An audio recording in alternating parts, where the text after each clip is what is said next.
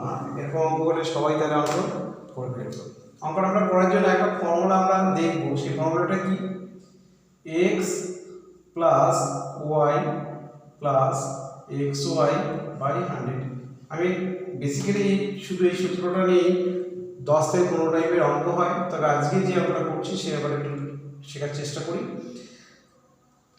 যদি বাড়ে কোনো, যেমন এক্স এর মানটা আমি বলতে চাইছি এক্স ইকুয়াল টু প্লাস 20, আর ওয়াইটা হচ্ছে যখন ডিসকাউন্ট দেবে, যেখানে আমার দামটা কমে যায় সেক্ষেত্রে হচ্ছে নেগেটিভ, ওয়াই ইকুয়াল টু -10। যেহেতু 10% ছাড় দেওয়া হয় অর্থাৎ লোকসান হয়, যদি এরকম দেখি যেখানে আমার প্রফিট হবে, যেখানে যে বাড়িয়ে রাখা হয়েছে সেটা হচ্ছে প্লাস, যেখানে কমানো হবে সেটা হচ্ছে মাইনাস, এই অঙ্কটা যদি আমি করি এই ফর্মুলায় ফেলি তাহলে কি হয়, এক্স হচ্ছে প্লাস 20 আর ওয়াইটা হচ্ছে -10 প্লাস, এখানে কি হচ্ছে এক্স হচ্ছে প্লাস 20 ইন্টু -10 বাই 100। এইখানে যেহেতু প্লাস আছে, প্লাসে মাইনাসে মাইনাস, এবং সেই মাইনাস যদি প্লাসের সঙ্গে গুণ করা হয় তাহলে এটা মাইনাস হয়। অর্থাৎ এখানে আমরা ফর্মুলাটা বলতে পারি যে X plus Y plus minus X by Y by 100। এটা আমাদের এত কিছু মনে রাখা দরকার নেই, এর মধ্যে যদি একটাও নেগেটিভ হয় সঙ্গে সঙ্গে এই সাইনটা আমার মাইনাস হয়ে যাবে, এবং এখানে তো একটা মাইনাস হবেই, অবভিয়াসলি হবে। তাহলে কি দাঁড়াচ্ছে result, 20 minus x equal to কত, 20 মাইনাস 10 ইকুয়াল টু 10 মাইনাস এর সঙ্গে যদি এটা কাটাকাটি করি তাহলে 5 দিয়ে কাটলে 2, এই কি দাঁড়ালো আমার টোটালের উপরে 8% আমি একটা পজিটিভ পেয়েছি। পজিটিভ পাওয়া মানে আমার প্রফিট বা লাভ। কি হলো আমার 8% প্রফিট হলো। এখানে যদি দেখা যায় চৈত্র সেলে যেটা হয়, এখানে আমার 40% বাড়িয়ে রাখা হলো, কত পার্সেন্ট, এটা 40 করে দেওয়া হলো, কত আছে এটা 40%। 40% বাড়িয়ে রেখে আমাকে 10% ছাড় দিয়েছে। এই 10% ছাড় দিলে তাহলে আমার প্রফিটটা কি হয়, এই আমার কি হয়ে যায়, আমি পুরো সূত্রটা লিখবো না, কখনোই লিখবো না। সূত্রটা যদি ব্যাপারটা আমি ইউজ করা শিখে যাই তাহলে সূত্র লেখার আমার দরকারই নেই।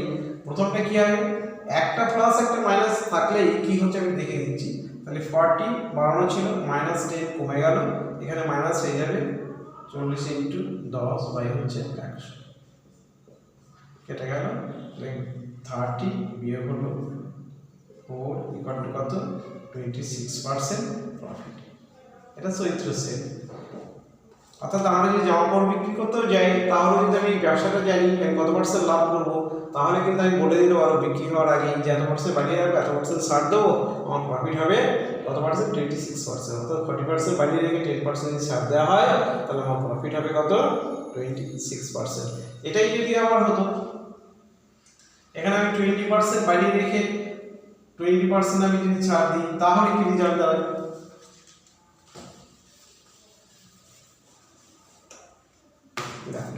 20% বাড়িয়ে রেখেছি 20 মাইনাস 20 ছাড় দিয়েছি, এটা মাইনাস হবে বলেছি, একটা প্লাস একটা মাইনাস থাকলে এটা মাইনাস হয়ে যাবে।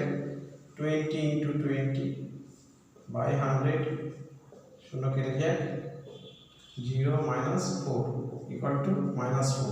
এই -4 মানেই হচ্ছে 4% ক্ষতি। তার কি হলো, এইটা রিঅ্যাকশন, এই যদি অঙ্কটা এরকম হয়, এক বিক্রেতা কোনো দ্রব্যের দাম 20% বাড়িয়ে রেখে ক্রেতাকে 20% ছাড় দেয়, তাহলে তার কত পার্সেন্ট লাভ নয়, তখন কি হবে, তার কত পার্সেন্ট ক্ষতি হয়, ক্ষতি হবে বা করবে, তাহলে সেক্ষেত্রে কিন্তু 4% তার ক্ষতি হবে। সেক্ষেত্রে লাভ নয় একদমই, তার কত পার্সেন্ট পরীক্ষায় থাকবে যেটা, তার কত পার্সেন্ট লাভ বা ক্ষতি হবে, এখানে থাকবে লাভ বা ক্ষতি হবে, এরকম কোশ্চেন থাকবে। সেক্ষেত্রে অবভিয়াসলি আমার কত হবে, 4% ক্ষতি হবে। এই অঙ্কটা একটা দেখলাম, একটা গুরুত্বপূর্ণ অঙ্ক। এই অঙ্কটা কিন্তু বিভিন্ন আঙ্গিকে শুধু ডিজিটটা চেঞ্জ করে এবং ভাষাগতভাবে কোনো রকমটা চেঞ্জ করে অঙ্কটা নামানো হয়। এছাড়া আমরা যে অঙ্কটা দেখলাম এই অঙ্কটাই আবার অন্যভাবে লেখা থাকতেই পারে, যে এক বিক্রেতা কোনো দ্রব্যের দাম 20% বাড়িয়ে কত টাকা, বলে 20% বাড়িয়ে 500 টাকা করলো, এখানে 500 টাকা, 500 টাকা রেখে সে 10% ছাড়ে বিক্রি করলো, তাহলে তার বিক্রয় মূল্য কত হবে, অথবা তার কত পার্সেন্ট লাভ বা ক্ষতি হবে। অর্থাৎ সেক্ষেত্রে কিন্তু আমার এই টাকাটা থাকলেও চলে, না থাকলেও চলে, আমি একবারে 4% ক্ষতি হবে। তাহলে 4% ক্ষতি মানে কত, পার্সেন্ট রেখে দিয়েছিল, তারপর 4% ক্ষতি আমরা কীভাবে করতে পারি, না ক্রয় মূল্য বের করে 4% প্রতি করলেই হয়ে গেল, সেভাবে করতে পারি। আমি অন্য অঙ্কে সেটা দেখিয়ে দিচ্ছি কীভাবে করা যেতে পারি। এছাড়া যেটা আমরা লিখতে পারছি, 1 নম্বরটা হয়ে গেল। 2 নম্বর বলছে 10 টাকায় 11টি লেবু ক্রয় করে 11 টাকায় 10টি লেবু বিক্রয় করলে কত পার্সেন্ট লাভ বা ক্ষতি হবে। আমরা দেখে নিই অঙ্কটা কি বলেছে। এখানে দেখো 10 টাকা 11টি লেবু, অর্থাৎ লেবুর সংখ্যাটা বেশি আছে, টাকার থেকে লেবু বেশি আছে। আবার এখানে কি করেছি, 11 টাকায় 10টি লেবু, অর্থাৎ যখন বিক্রি করেছি তখন কিন্তু আমি টাকা বেশি নিয়েছি, লেবু কম দিয়েছি। যখন ক্রয় করেছি তখন কি হয়েছে, টাকা কম লেবু বেশি।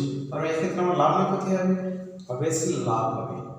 কেন লাভ হলো, যেহেতু আমি কম টাকায় বেশি লেবু কিনেছি আর বিক্রি করার সময় কি করেছি, বেশি টাকায় কম লেবু বিক্রি করেছি, আমার লাভ হবে। এবং সংখ্যাটা দেখো এক, এখানে 10 11, এখানে 11 10, জাস্ট উল্টে গেছি। এরকম যদি অঙ্ক হয় তাহলে তার রেজাল্ট হচ্ছে 2 নম্বর যদি সলিউশনটা আমরা করি, কি করে করব, 11 square minus 10 square by 10 square into 100। অর্থাৎ ফর্মুলাটা কি দাঁড়ালো, a square minus b square by b square into 100। এখানে যে ফর্মুলাটা দাঁড়ালো তাহলে কত হচ্ছে, 11 11 121 মাইনাস 10 10 100 বাই হলো 100 ইন্টু 100, 100 কেটে যায়, বিয়োগ করলে 21, তো 21% আমার প্রফিট হবে,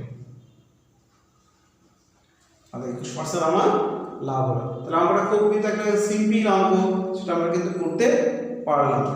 এবার আমরা দেখব এই অঙ্কটা যদি একটু চেঞ্জ হয়, কিরকম চেঞ্জ হলো, কি ফর্মুলা শিখলাম, যে a square minus b square by b square into 100 আমরা করে আমরা এই অঙ্কটা করলাম। নিচে আমরা একই অঙ্ক একটু ঘুরিয়ে রাখা হয়েছে, বলছে 11 টাকায় 10টি লেবু ক্রয় করে, অর্থাৎ বেশি টাকায় কম লেবু ক্রয় করলাম, আর বিক্রি করার সময় কি হলো, 10 টাকায় 11টি লেবু বিক্রি করলেন। কি হলো, এই ক্ষেত্রে আমি কি কম টাকায় বেশি লেবু বিক্রি করেছি, অর্থাৎ মালের গুণগত মান কেনার সময় একরকম ছিল, বিক্রি করার সময় অন্যরকম হয়ে গেছে বলে আমি কি করছি, কেনার সময় কিনেছিলাম 11 টাকায় 10টি লেবু, বেশি লেবু কিন্তু আমি কিনতে পারিনি, টাকা বেশি লেবু কম, বিক্রি করার সময় কি টাকা কম লেবু বেশি, অর্থাৎ এক্ষেত্রে আমার অবভিয়াসলি ক্ষতিই হবে। এক্ষেত্রে নিয়মটা কি, ফর্মুলাটা আগেরটা কি ছিল, a square minus b square by b square equal to into 100, যেখানে কি ছিল a গ্রেটার দেন b। এখানকার ফর্মুলাটা কি হবে, a square minus b square by a square into 100, অর্থাৎ এখানে কি হবে, আমার কে বড় হলো, a তো অবশ্যই বড়, a এখানেও কিন্তু a, এই ফর্মুলাটা a তে বড় হচ্ছে। আমরা দেখে নিই কিরকম, অর্থাৎ 11 square minus 10 square by 11 square into 100 সমান কত হচ্ছে, বিয়োগ করলে 21, উপরে অর্থাৎ 121 মাইনাস 100 মানে 21 হলো, নিচে হচ্ছে 121 ইন্টু 100, সেক্ষেত্রে কত হবে, 2100 বাই 121, এত পার্সেন্ট আমার কি হবে, এক্ষেত্রে কিন্তু ক্ষতি হবে।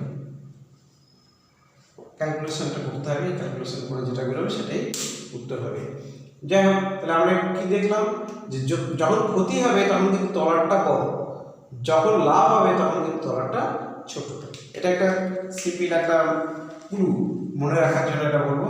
তাহলে অঙ্ক দুটো আমরা শিখে নিলাম, কি ফর্মুলা ইউজ করা হয়েছে, a square minus b square by a square into 100। এরকম অঙ্ক আর আমরা অনেকভাবে করতে পারি। লাভ ক্ষতিটা একটু দেখি।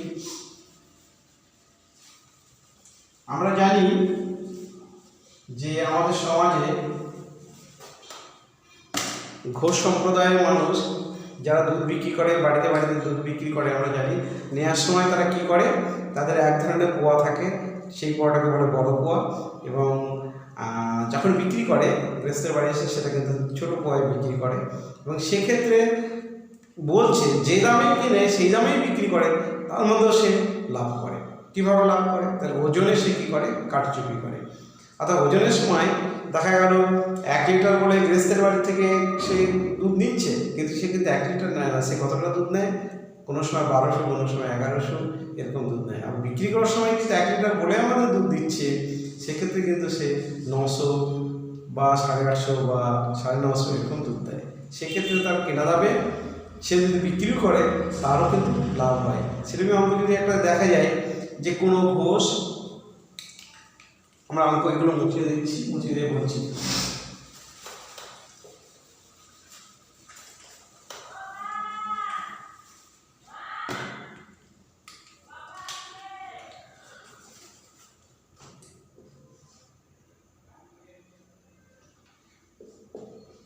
কোনো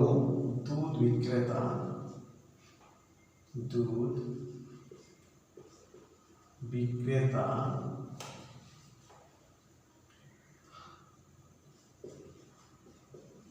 ক্রেতা ও বিক্রেতা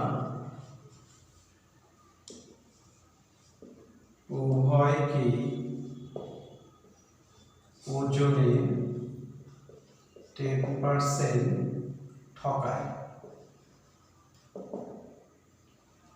ঠকায়, কিন্তু কেনা দামেই দুধ বিক্রয় করে।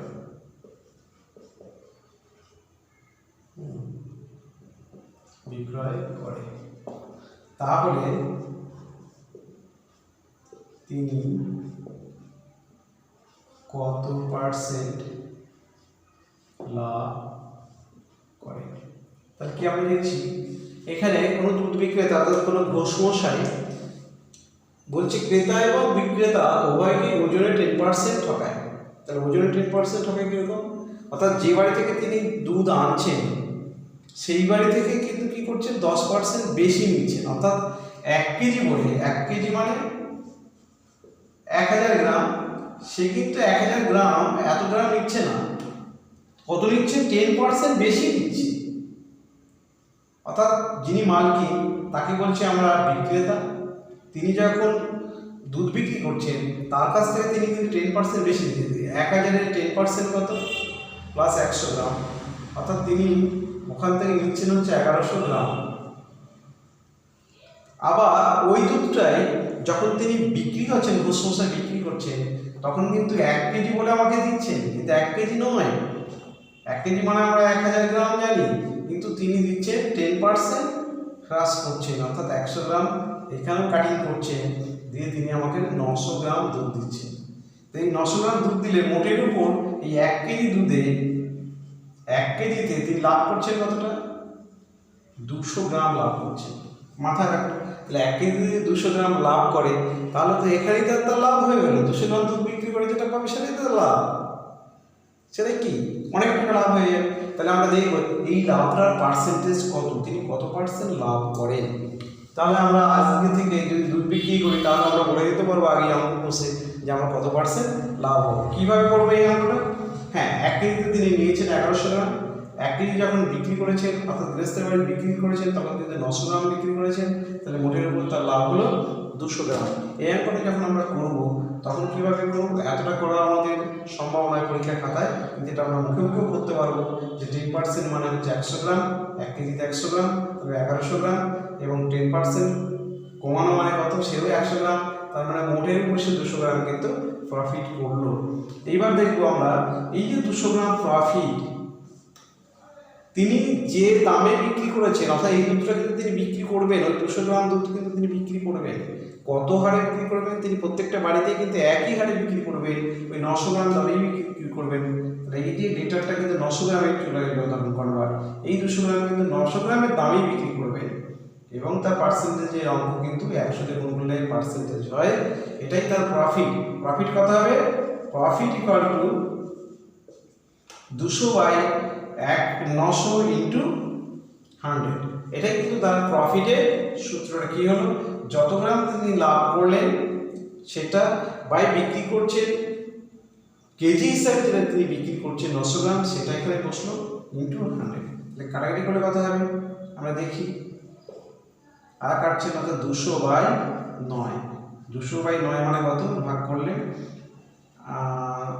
2 20, আবার 2 অর্থাৎ 2 পড়ে থাকে 2/9। এত পার্সেন্ট, তাহলে কত পার্সেন্ট হলো? 22.29% তিনি প্রফিট করলেন। কোন ব্যাপার? দুধ কিনলেন তিনি যে দামে, সেই দামে বিক্রি করলেন। শুধুমাত্র মাঝখানে তিনি কি ওজনে কারচুপি করেছেন, যে আমি খুব সৎ ঘোষ, যে দামে কিনছি সেই দামে বিক্রি করছি, কিন্তু আমি ওজনে একটু কারচুপি করছি, তাতে আমার প্রফিট হয়ে গেল কত? 22.29%। কেউ যদি দুধের ব্যবসা করেন, আমার অঙ্কে জন্য আঘাত পাবেন না, তবে এটাই বাস্তব চিত্র আমরা দেখতে পাই, এরকমই অঙ্কটা হয়ে থাকে। বেশ, এরপরে যদি আমরা কিছু অঙ্ক দেখি প্রফিট অ্যান্ড লস নিয়ে, এটা একটা গুরুত্বপূর্ণ অঙ্ক। শর্টকাটে আমাদের প্রিলিমিনারিতে বড় করে দেখানোর কোনো জায়গা নেই, সেক্ষেত্রে আমরা শর্টকাট কীভাবে হয় সেটা দেখলাম। অবশ্য বড় অঙ্কটাই এইভাবে করলেও কিন্তু সঙ্গে আমরা নামাতে পারবো। এখন দেখা গেল কোনো একটা লেবু বিক্রেতা, আমরা বাজারে অনেক সাইজের লেবু দেখতে পাই, 2 সাইজের লেবু কিনলেন এবং সমান সংখ্যক করে কিনলেন। কীরকম? একটা কিনলেন তিনি টাকায় 4টে, অন্যটা কিনলেন একটু ভালো কোয়ালিটির, সেটা কিনলেন কিন্তু টাকায় 6টা। এরকম যদি হয় টাকায় 4টে এবং টাকায় 6টা, একটাকে 4টে, টাকায় কটা? 1 টাকায় 4টি ও 1 টাকায়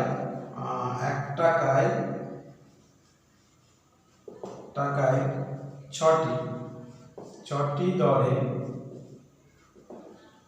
সমান সংখ্যক লেবু কিনে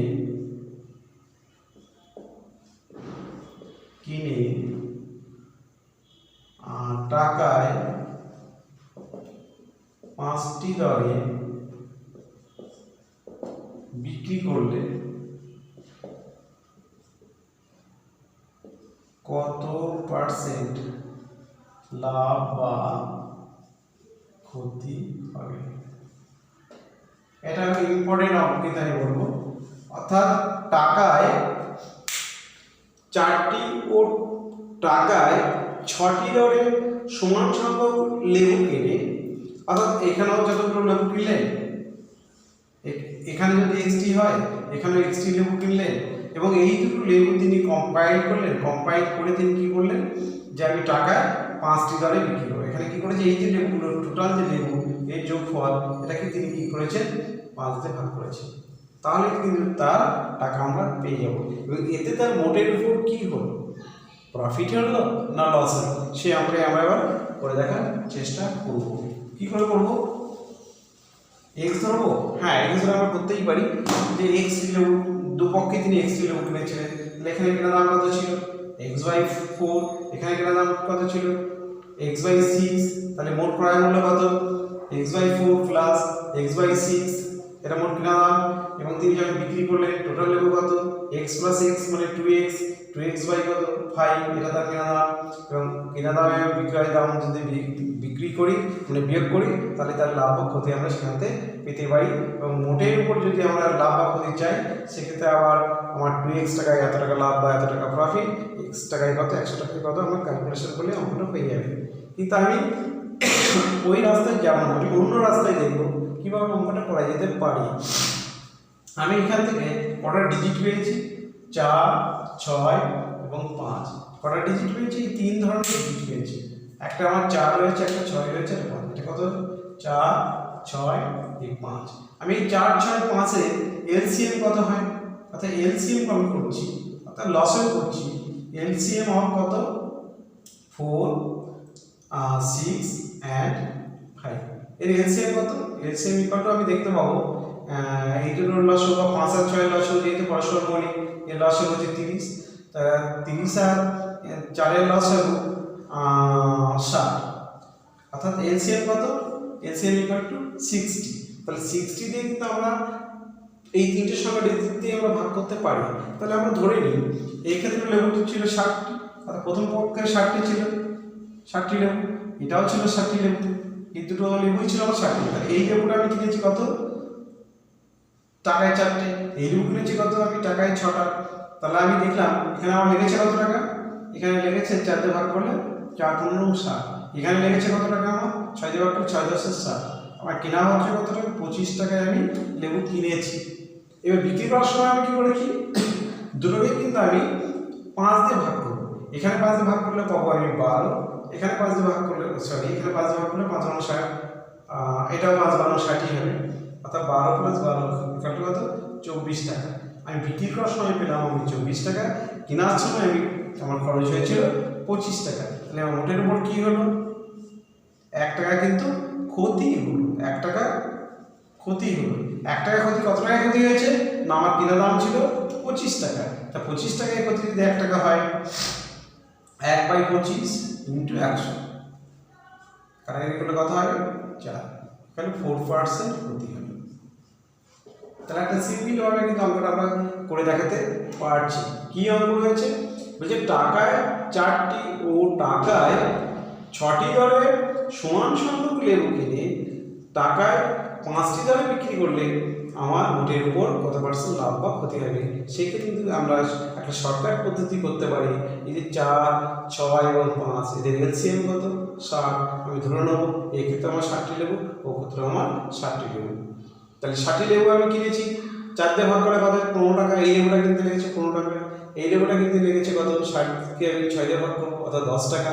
মোট কিন্তু আমার কিনতে লেগেছিল কত 15 আর 10 25 টাকা, এটা মুখোমুখি হবে। এবং যেহেতু মোট লেবু হচ্ছে 60 আর 120, 120কে যদি আমি 5 দিয়ে ভাগ করি তাই পেয়ে যাবো 24 টাকা।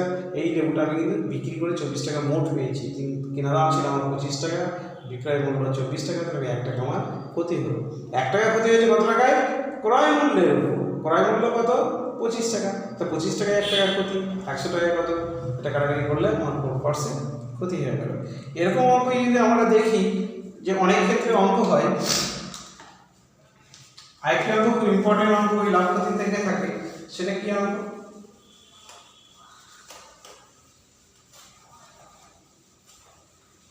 যে কোনো একটি দ্রব্য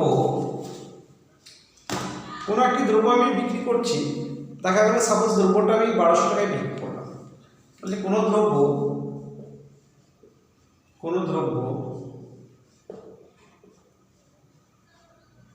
1200 টাকায় বিক্রি করে 20% ক্ষতি হয়,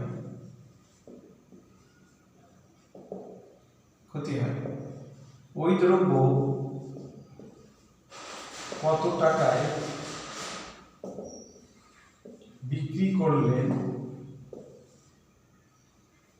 বিক্রি করলে 20% লাভ হবে। এটা কিন্তু একটা মজার অঙ্ক, কি আছে আপনার, যে কোনো দ্রব্য 1200 টাকায় বিক্রি করে 20% ক্ষতি হয়, এখন ওই দ্রব্য কত টাকায় বিক্রি করলে 20% লাভ হবে। তাহলে আমরা দেখতে পাচ্ছি এখানে একটা জিনিস, একটা কথা আমি বলে নিই, আগের ক্লাসে আমি লাভ ক্ষতিতে দেখানোর চেষ্টা করেছি যে 20% ক্ষতি, এই 20% ক্ষতি মানে কিন্তু আমার ক্যালকুলেশনটা হবে 100 এবং 80, 20% ক্ষতি রেখে ক্যালকুলেশন হবে 100 এবং 80 নিয়ে, আর 20% যদি লাভ করতে হয় তাহলে আমার কিন্তু ক্যালকুলেশন হবে 100 এবং 120 নিয়ে। এই কথাগুলো মাথায় রাখতে হবে, যখন আমি 20% ক্ষতি মানে কিন্তু আমি ক্যালকুলেশন করব 100 এবং 80, এবং 20% প্রফিট হওয়া মানে কিন্তু আমার ক্যালকুলেশন হবে 100 প্লাস হচ্ছে আরও 20, কারণ 120 নিয়ে ক্যালকুলেশন। এই জায়গাটা কোথায় ব্যবহার হবে, উপর নিচ কোথায় করবো সেটা একটু দেখার ব্যাপার আছে। আমার কি হয়েছে, আমি সলভ করছি, অঙ্কটা খুব ইজিলি করা যাবে, কীভাবে করছি একটু দেখলাম। এই 1200 টাকা আমার কি হয়েছে, এটা আমি যদি বিক্রি করি তাহলে আমার কি হয়েছে 20% ক্ষতি হয়, তাহলে আমার কেনা দামটা কত, কেনা দাম এর থেকে বেশি না কম, এর থেকে কিন্তু আমার কি রয়েছে, কেনা দামটা এর থেকে বেশি, কেন এত টাকায় বিক্রি করে কিন্তু আমার ক্ষতি হলো, তাহলে আমার কেনা দামটা কি এর থেকেও বেশি। এই বেশিটা বের করতে গেলে কিন্তু আমার এই দুটো ক্যালকুলেশন নিতে হবে, এই 100 এবং 80 ক্যালকুলেশন নেবো। তাহলে কি করব, যেহেতু বেশি আমার কেনা দামটা হলো এটা। এইবার এই জিনিসটাই আমি কেনা দামটা পেয়ে গেলাম, অর্থাৎ ক্রয় মূল্যটা আমরা পেয়ে গেছি। এই জিনিসটা কত টাকায় বিক্রি করে 20% লাভ হবে, এই 20% লাভ কিন্তু আবার আমি এই দুটো নিয়ে কারবার করবো। লাভ মানে বেশি দামে বিক্রি করতে হবে, তাহলে বেশি দাম পেতে গেলে আমি কী করবো, এই যে 100 উপরে লিখবো না 120 উপরে লিখবো, যেহেতু বেশি দাম হবে, বেশি দামের জন্য আমার 120টা উপরে নিচে 100। এই যে জায়গাটা মনে রাখতে হবে। এবং আরেকটা পুরো বলে দিই যে এই যে 100টা থাকে, এই 100 এই অঙ্কের ক্ষেত্রে এই 100 গুলো সাধারণত কাটাকাটি হয়ে যায়। তাহলে কি হবে, 100 এর সঙ্গে এটা 100 কেটে যাবে, এটার সঙ্গে যদি আমি এটা কাটি এবং 4 দিয়ে যদি আমি কাটি, 4 দিয়ে কাটলে কথা হয় 3 4 12, 4 দিয়ে 72, এটা দিয়ে যদি এটা আমি কাটি 600 হবে। তাহলে হচ্ছে আমি 1800 টাকা পেয়ে গেলাম। এই 800 টাকা, এই 1800 টাকায় যদি আমি বিক্রি করতে পারি তাহলে কিন্তু আমার 20% প্রফিট হবে। যেখানে আমি 1200 টাকায় বিক্রি করলে আমার কি হতো, 20% ক্ষতি হতো। সেই দ্রব্যটাই আমি 1800 টাকায় বিক্রি করতে পারলে কিন্তু আমার 20% প্রফিট হবে। এবং এই অঙ্কগুলো যদি আমি ঠিকঠাক করতে পারি তাহলে কিন্তু অঙ্ক দেখব যে এই প্রফিট অ্যান্ড লস অনেক অঙ্কগুলো আমরা সলিউশন করতে পারবো। এছাড়া অনেক ধরনের আরও অঙ্ক আছে আমরা দেখব, সেটা অ্যালিগেশন করে আমরা মিশ্রণ অঙ্ক দেখিয়েছি। মিশ্রণ অঙ্ক অনেক ক্লাসে আমরা দেখানো হয়েছে মিশ্রণ অঙ্ক, সেই অ্যালিগেশন টাইপের অঙ্ক কিন্তু হয়, সেখানেও লাভ ক্ষতি করা হয়। কীরকম লাভ ক্ষতি করা হয়, যে দু প্রকারের চাল, এত টাকা কেজি দরের চাল এবং এত টাকা কেজি দরের চাল মিশিয়ে কত টাকা বিক্রি করলে তার 20% লাভ হবে, এরকম কিন্তু অঙ্ক থাকে। কীরকম অঙ্ক একটু বলে দিই, যে 20 টাকা পার কেজি, 20 টাকা পার কেজি এবং 30 টাকা পার কেজি দরের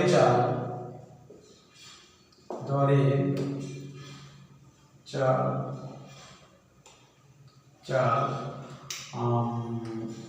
কি অনুপাতে মিশিয়ে, কি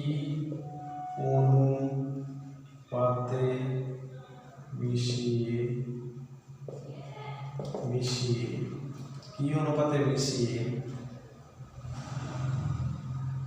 28 টাকা 50 পয়সা,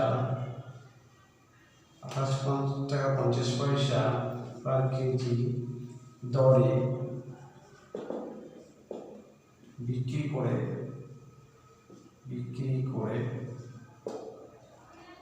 10%